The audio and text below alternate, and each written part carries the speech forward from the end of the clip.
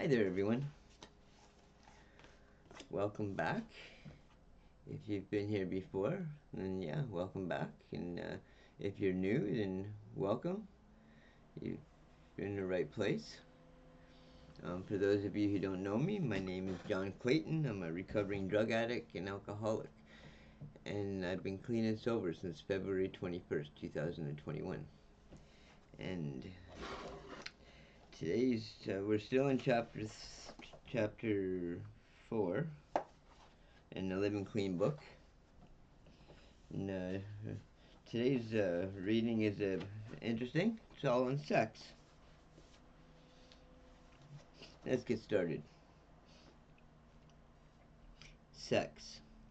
Asking a room full of addicts how they learned about sex would yield some very strange answers.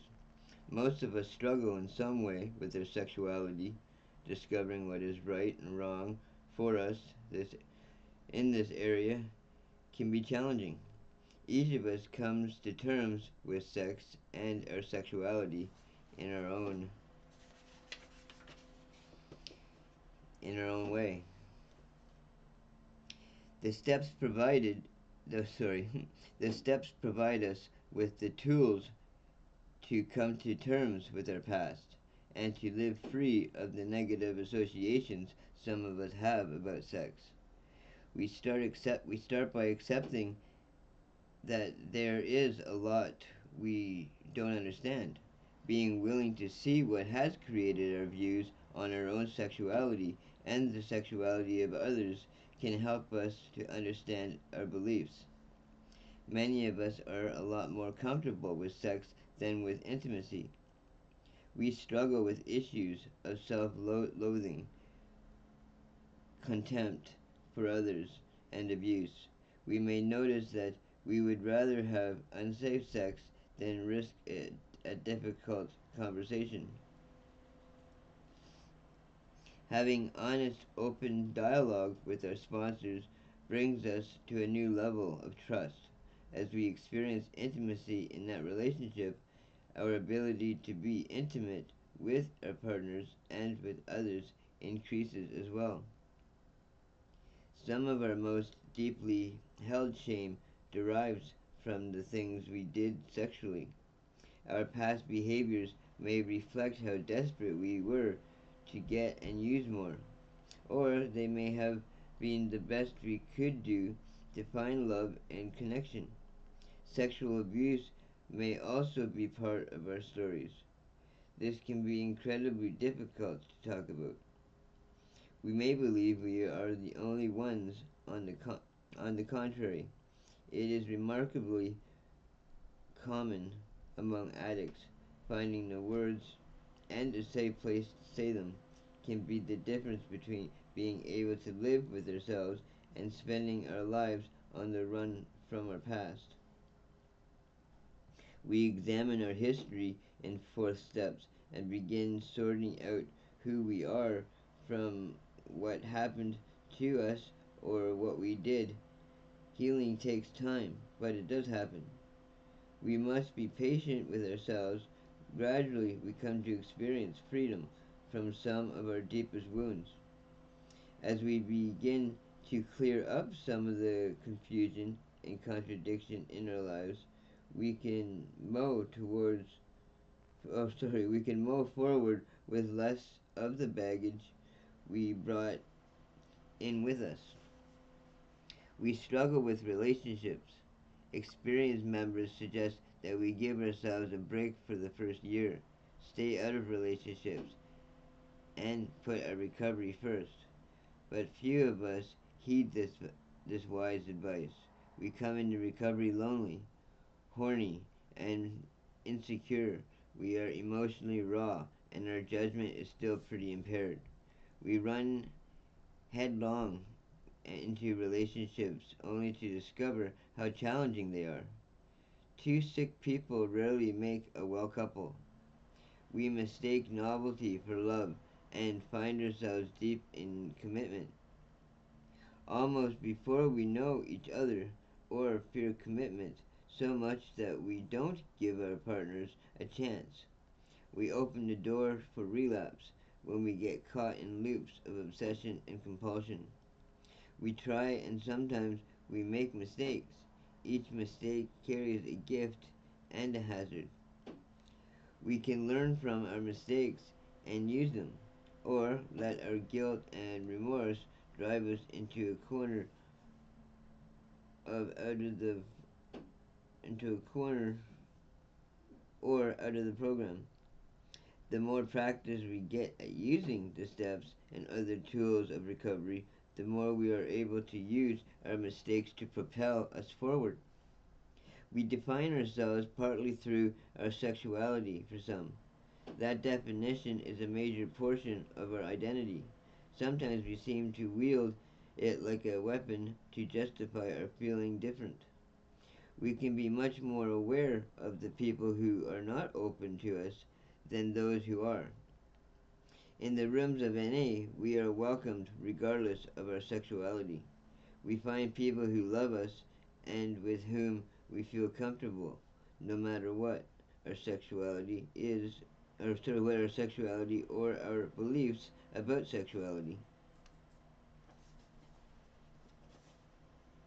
Although some of us arrive in the fellowship secure in our sexual identity, others of us struggled with confusion or distortions about our gender or orientation. We may have engaged in behaviors that conflicted with our beliefs in order to continue using or to gain acceptance from others.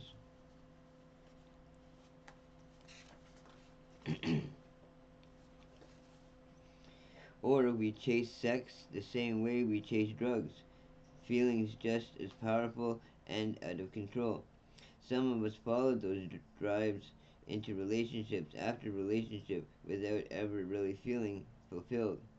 Many of us confuse sexual connections with intimacy and became so divorced from our feelings and desires for emotional connection that we would settle for physical interaction. This can follow us well into our recovery and may point to an ongoing struggle with opening up to emotional intimacy. For those of us who use sex as a way to move through the world, it may take quite some time to figure out the difference between being sexual and being intimate. Working through these issues takes time, trust in our sponsors and close friends, willingness to challenge our assumptions, faith in the process, and ultimately self acceptance. The next chapter will address our relationships in more detail. What we will say here is that part of learning how to live in our bodies is learning how to acknowledge the reality of our sexuality. We want to learn to express our sexuality in the healing and fulfilling ways, and something that was unimaginable in our active addiction. Sex is different when we're clean. When we are neither numbed out nor artificially stimulated, we can be present to our own experience and to our partner in a very different way. Sometimes this can be frightening. Sometimes it can be addictively exciting. Finding pleasure in our sexuality without thinking of it as a means of exchange or power can be a great freedom. For some of us, this takes longer than it does for others. We can enjoy ourselves and each other fully in the moment, and learning what is nearly is to conflict. When we be when can we can be intimate, we can open up and be real.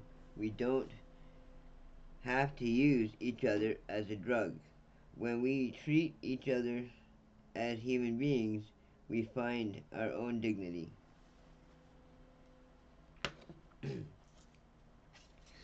Wow, that was interesting. I remember, I remember when I first started going to when like in early recovery, and yeah, and when everybody said that, yeah, the best thing to do is to don't get in any relationships for at least the first year, and my first thought was like, what, a whole year without being with anybody? I don't know if I can do that, but for one, it's been a great opportunity to learn about myself and to figure out who I am as a person.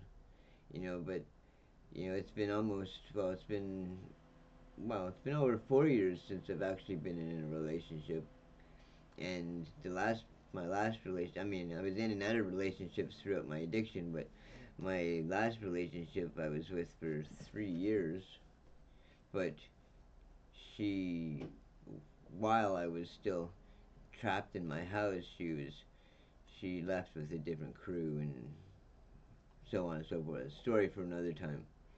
But where was I going with that? One of my biggest fears is because I've all my relationships, actually everything that I've ever really done in my life, I've always been high. So since I've been in recovery, everything that I do today sober, which is pretty clean and sober, which is pretty well, not pretty well. It is everything now because I clean and sober, but it's I've never experienced any of that clean and sober before. So my biggest fear is that if I'm ever lucky enough to either meet that one or whatever the case, that whether or not I'll be able to handle it because I just don't know. Um, yeah, that was a good reading. Um, I hope someone heard something that might have resonated. If you feel like leaving a comment, please do. Um, and if you want to be part of my community, please hit subscribe. Um,